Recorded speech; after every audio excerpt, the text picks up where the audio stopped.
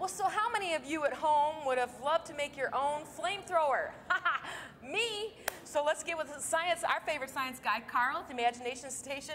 Are you kidding me? I get to make a flamethrower? Well, kind of. We're going to work with one here. And this is very dangerous. It's very dangerous, because right. I mean, you know, me and fire.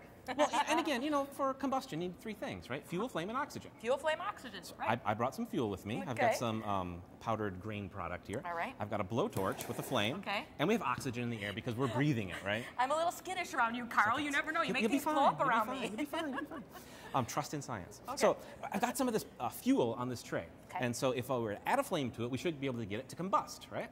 I agree with you. Let's give it a try. Now, unfortunately, It's like it's just burning. yeah, it's kind of like maybe toasting the top Yeah, surface. toasted the top. Because that's where the oxygen is. Okay. Okay, that's on the top. And that fine powder is all sort of packed together, so the bottom or the inside really can't combust so much.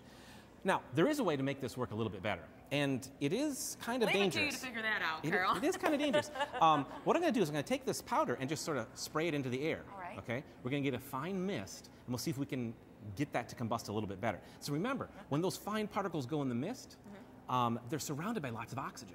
They got lots of surface area, so they should be able to combust a little bit better than what we saw right there. You ready? Yeah.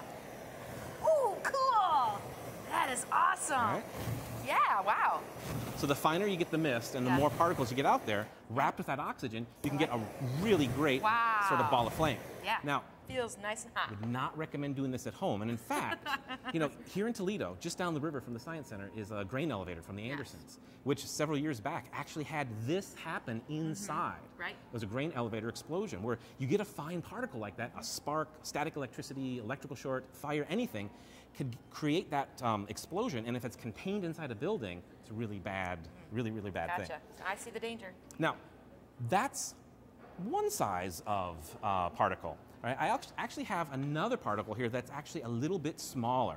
Right? So this is much, much finer powder. And so what we're going to be able to do is get a lot more of the fuel into the air and see what happens. Even a bigger flamethrower. Now, I see you've picked up the... Am I supposed to pick this up? No, not at all. Uh-oh.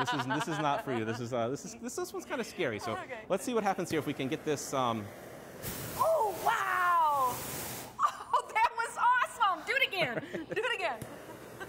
Oh, that was so cool! And you can feel the heat from that up here, can't you? Yeah. So I this- think we got a sunburn. This is actually a mold spore. So Smells, too. It does have a little bit of smell. You shouldn't have any problem with it, though. But it is very, very fine. Yeah. And so you can imagine, again, if that sort of thing was contained inside a building, it'd be a really, really bad catastrophe. Very dangerous. Do it Very again, dangerous. Carl. You like to see it one more time? Yeah. All right, so here we go. Wow, that was awesome.